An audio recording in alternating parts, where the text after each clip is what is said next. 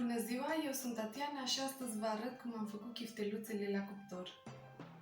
Pentru această rețetă am folosit 1 kg de carne tocată amestec porc-vită, 4 ouă, 3 căței de usturoi tocat, puțin pătrunjel de la borcan tocat amestecat cu sare, o linguriță de sare, puțină boia, puțin piper și 3 linguri de pezmet.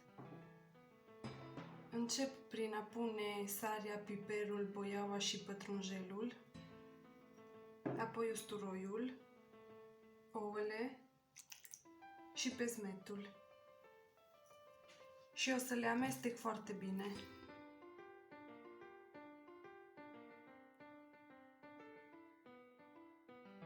După ce am amestecat această compoziție, o să formez chifteluțele și le voi pune în tava tapetată cu hârtie de copt.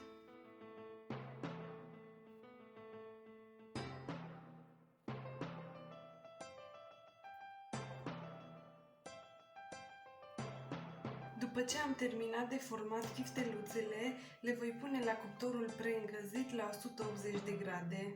După 50 de minute am scos chifteluțele de la cuptor. Menționez că ultimele 10 minute am pus cuptorul pe funcția ventilație. Și acum le voi scoate într-un bol în care am pus 2 șervețele ca să se absoarbă puțin grăsimea.